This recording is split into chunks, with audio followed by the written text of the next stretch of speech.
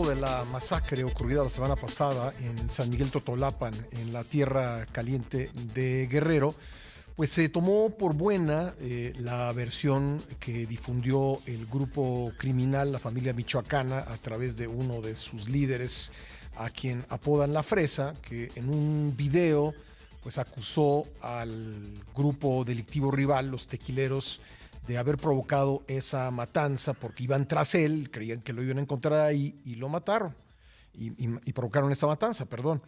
Y luego dijo que él había podido escaparse y que su grupo, que estaba posicionado en los cerros del camino que sale de Totolapa, había logrado matar a los sicarios de los tequileros que habían participado en esa masacre. Pero luego, pues se supo que esta versión podría ser interesada por parte de este sujeto apodado La Fresa y que él habría sido el causante de la masacre en contra del alcalde y sus colaboradores, porque estos pues habrían a su vez asesinado a un personaje de la administración municipal que La Fresa estaba promoviendo para convertirse en alcalde de Totolapa en el próximo trienio. Pero vamos a hablar de todo ello con un especialista, con Oscar Balben, periodista especializado en temas de seguridad.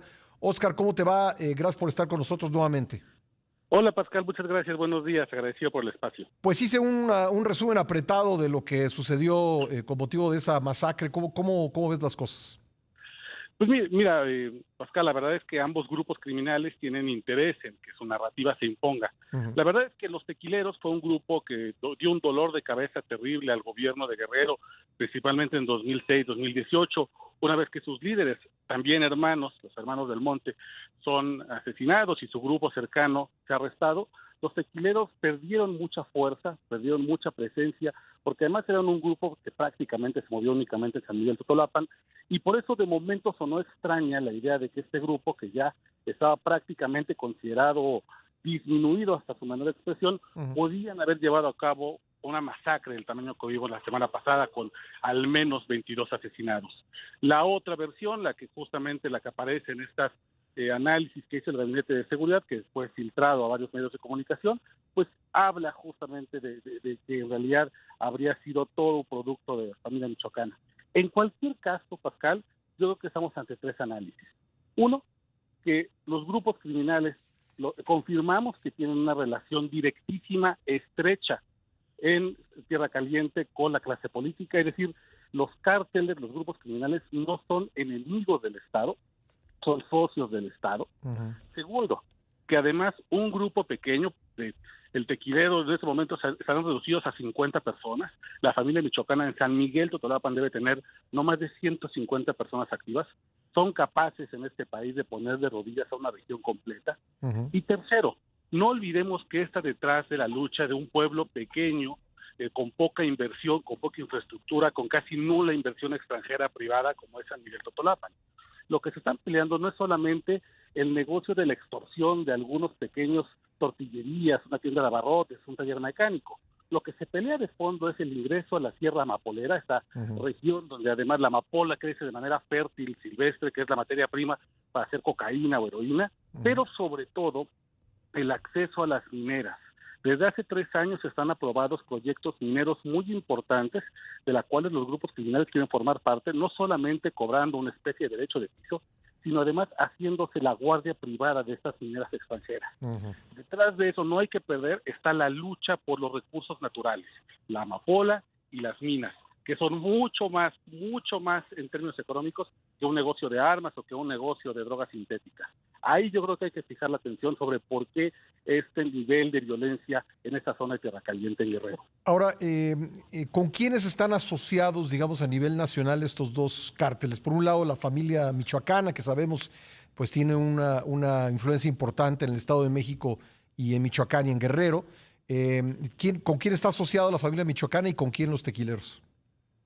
Ya, Pascal, estos pactos son muy arenosos, prácticamente cambian de un momento a otro. Uh-huh. La última información que yo tenía y que se revisó en el Gabinete de Seguridad es que los tequileros habrían hecho una alianza con el cártel Jalisco Nueva Generación para expulsar a la familia michoacana. La familia michoacana, a partir de que se quita y se sustituye al fiscal del Estado de México el año pasado, sufre una serie de de luchas internas. No hay que olvidar que hace poco fue asesinado el que era considerado el tercer líder al mando de la familia michoacana, un hombre que le llamaban el El señor Mantecas, 100, ¿no? el Lalo Mantecas, Ujú, exactamente, ujú, y este asesinato pues es producto de una disputa interna. En este momento la familia michoacana está tratando de agruparse con otros grupos criminales para impedir que el cártel Jalisco Nueva Generación pueda ganarles territorio. ujú, Pero obviamente el cártel Jalisco Nueva Generación está haciendo lo mismo.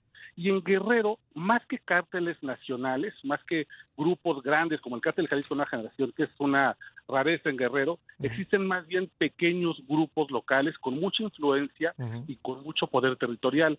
Guerrero es el estado donde más grupos criminales se ha identificado la ujú, Serena, más de 60, y hay expresiones tan pequeñas y tan grandes como lo busquemos, desde Guerreros Unidos, Los ujú, Rojos, el CIRA, Cata Independiente de Acapulco, La Barredora, ujú, podemos nombrar una gran cantidad. Cada uno de ellos está ujú. dispuesto a hacer una alianza con quien les refleje en ese momento un beneficio, pero siempre ese beneficio es temporal. Y estos grupos además tienen como cualidad que no tienen alianzas Ujú. permanentes, no son aliados confiables, cada uno se mueve con sus propios intereses. Por eso, en este momento esa es la configuración. Pero esto, Pascal, puede cambiar mañana con la siguiente masacre, con el siguiente alcalde asesinado, con el Ujú. siguiente jefe de policía que se ha secuestrado, porque son alianzas tan endebles como los propios intereses que persiguen estos grupos. Lo cual, pues, nos muestra que, bueno, siendo evidentemente necesario combatir estas actividades delictivas, a veces el resultado es la atomización de los grupos, ¿no? Cuando se descabeza un cártel, o a veces hasta sin descabezarlo, pues se parten y se forman grupos que luchan entre sí y queda la población en medio, ¿no? Sí, es correcto. Pensemos hace unos 10, 12 años. Teníamos cárteles muy definidos que además tienen estructuras casi monolíticas, ¿no? Ujú, Tenías el cártel de Sinaloa con un mando único que ejercía Joaquín El Chapo Guzmán. ujú, Tenías a los hermanos, el cártel de los Beltrán Leiva con los hermanos Beltrán Leiva, que lo que ellos ordenaban se hacía. Tenías grupos muy definidos, ¿no? Grandes.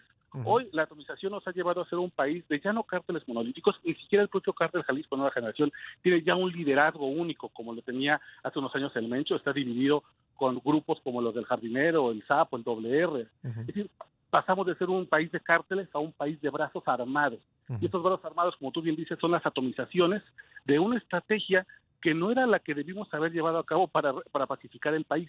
La guerra contra el narco se centró en sus primeras etapas en atacar únicamente las cabecillas, Ujú, emulando la estrategia antiterrorismo que siguió Estados Unidos, por ejemplo, después del 11 de septiembre, ujú, cuando pensaron que agarrando a Osama Bin Laden, teniendo la gran cabeza, entonces habían completado su fase de lucha y de pacificación de Estados Unidos. Una estrategia similar se nos intentó imponer en México y creímos que agarrando al Chapo y agarrando a los Beltrán Leiva y a los hermanos Treviño y a los tal, ujú, podíamos tener un país más seguro. La realidad es que es un país más violento, más inestable, con mayor cantidad de drogas, con mayores usuarios de drogas ujú, y además con una clase política atrapada. Porque si bien es cierto que en Guerrero la clase política es socia de la clase criminal, ujú, la mayoría de esos alcaldes están atrapados por miedo, porque no les queda de otra, ujú. porque el verdadero poder de armas humano, territorial, lo tienen los cárteles y lo tienen grupos como la familia michoacana, donde una persona, Ujú. como la Fresa, él puede dictar lo que pasa en un territorio completo con que a ver que 3, 4, 5, 10 municipios. Caray. Pues qué escalofriante suena esto. Oscar, te agradezco mucho que me tomes la llamada siempre. Muchísimas gracias, Pascal. Buenos días y buenos días al auditorio. Gracias, Oscar Balmen, periodista especializado en temas de seguridad.